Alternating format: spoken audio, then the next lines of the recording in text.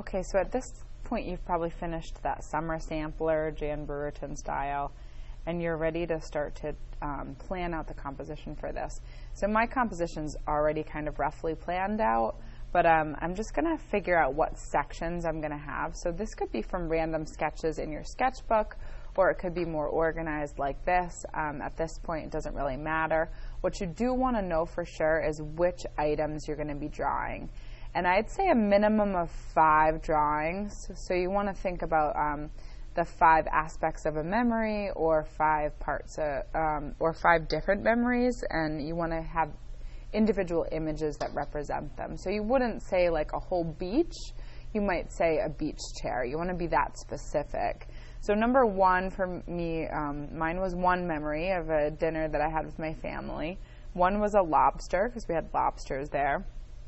Number 2 was the lobster crackers, because we only had a couple of sets of lobster crackers and we had to share them, which is kind of funny.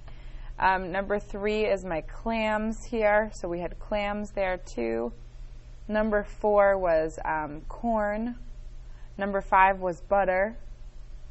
Number 6 was this awesome like stew that we made, with number 7 these chives.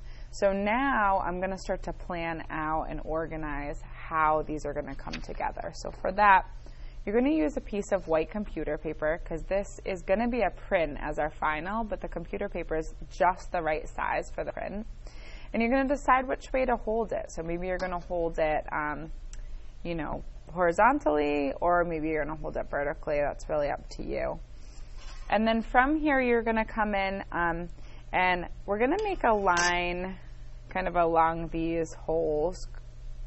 Well, that's not true, actually. You can use it just the way it is. We'll draw right over the holes. So you're going to decide on some boxes here. So I know I have that lobster and the chives, which are kind of long. So what I'm going to do for those is I'm going to actually hold mine this way. And I'm going to make a box for the chives at the top. Okay, and I'm actually going to make it a little longer than this. I'm not going to have it go across the whole paper. I want my ruler to be parallel with the top of the paper. In order to do that, I'm going to take the short side of the ruler and line it up with the edge of the paper, and then this line becomes parallel with the top of the paper. So I'm going to put that in there. Now I don't want that ruler to go all the way across here, so I'd use my eraser to erase some of this on the side here, because I'm going to add in some other pictures, but we'll start there. I also really like the way Jan Brewerton, I'll insert a picture of her work here, has like a border at certain aspects of hers that have patterns in them. I can't grab one right this moment, but I'm going to make one of those for me too. So I'm going to make another line up here at the top. And I think I'm going to do that along my whole piece. So I'm going to have that line at the top. And that line might not be parallel because I didn't do that thing I was supposed to do with the ruler. So let me just double check and see if it is. When I line up the small edge on the side of the paper, oh, yep, now that's right. Okay, I should have lined that up first though.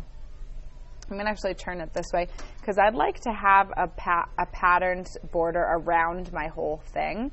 Jan does that in some of her work, and I really like the work that she does that has it in it. Oh, I almost did it again. So I'm going to line up that small part of the ruler on the left side of my paper, and I'm going to come in here and draw that in here. Now where these two intersect, yeah, maybe I will leave that line there. You could erase this and have the pattern go all the way around, but I might do a couple different patterns. And I'm going to bring this all the way around. I'm going to bring another one. Let's see, I might make this one even, nah, I'll make it thinner. This. Again, lining up that small part of the ruler on the edge of the paper. And then over here, maybe I'll make a thin one again, a really thin one. Okay, and then drawing that line in here. All right, and where this one overlaps right here, I'm going to erase that. Now I've got this border kind of around here, which I really like. Let me zoom out, see if you can see. And then from here, I have this section that's going to be my chives. And I want it to be long, but I don't want it to go across the whole thing. So I'm going to actually bring the chives in. I'm going to say to like here. So I'm going to use my ruler and bring a line down. I'm going to line it up with that line for the border. And then I'm going to have that perpendicular line that comes down. And this section here, I'm going to make that a square. That's going to be for this stew. Okay? So I have 7 different images I've decided upon. I had drawn potato chips. I don't like those, so I'm not going to draw them. I mean, I like the taste of them, but I don't like how the drawing came out. So I'm going to just plan for these 7 different sections. So this one, this stew, is going to go in this one because I like the sort of square of it. So I'm going to bring this over here. And I'm just really thinking about my images. So that's where my sort of mug of stew is going to go. But if you notice in this stew, I like the way I have this smoke coming up and over. Not smoke, but like steam. So I'm going to actually erase, well, I'm going to erase this here where it crosses through. So this box is for my stew. This box is for my chives. And then I'm going to make this box come out a little more so that the steam can come out there. I think I'm going to bring it down even more than that. So I'm going to have it kind of come out like this. And then part way through, it's going to go up. So I'm going to have to fit my steam image in there. So I'm kind of planning out this whole piece right now. So my stew and my steam are going to go in here. My chives are going to go here. So I'll get creative with those. That's 2 of my 7 images. So I can put a little check next to the chive, a check next to the stew.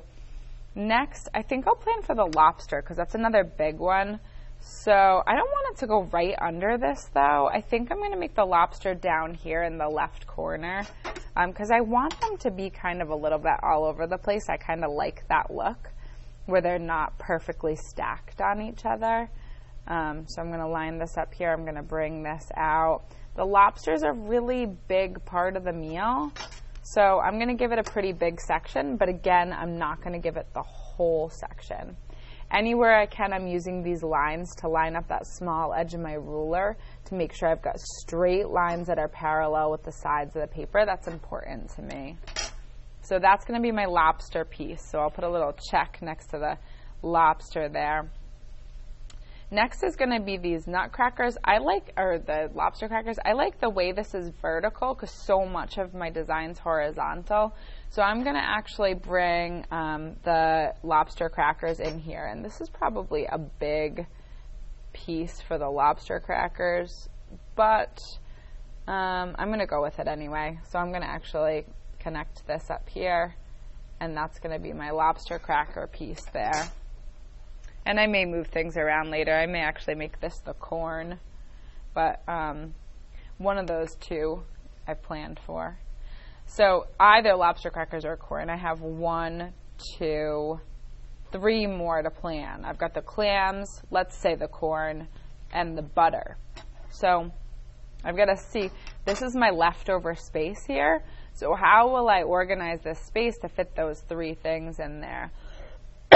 So I think what I'll do is I'll make my corn. I want to break this up a little more. I think I'll make my corn here. So this section here is going to be my corn. I'm going to line this up. I'm going to bring this across. And I'm actually going to bring this, where am I going to do? I'm going to keep going a little further with the corn. A little further. And then bring this down here. And I really have to look at the space I have left because I have to use this space I have left to get everything else in it. So I've got butter left and I've got clams left. So what I think I might do here, and I want to stay with horizontals and verticals with the boxes because I like the composition of that. You could add in a diagonal. I don't want to add in a diagonal to mine because I like the contrast of the horizontals to the verticals. So I think I'm just going to expand this piece up here. And that's where my clams are going to go. Although, you know what? I want more room for my clams. Ooh, this does not look even. I don't think I lined that up well. Let me erase that. I really like my clams, so I want more room for them. So I'm going to, let me line this up with a line so I actually get a straight line there. Okay. So my clams are going to go in here, and then I'm going to do, I guess I'm going to do my butter in here, but I don't really love this composition for the butter because I want the butter to be like a long sort of stick of butter. So I think what I might actually do is split this up this way. I'm going to have the butter go up and down. Like maybe here. Let me line that edge up so I get a nice line that I'm comfortable with, parallel to the sides of the paper. And I'll put the butter either in here or in here. And then I might think of one more aspect of the memory because I have this weird space here. Or maybe I'll put some patterns like Jan Brewerton did. She did something with like a leaf. We did have a salad, so maybe I'll add in a vegetable or something there too. But that's going to be my general composition. That's your next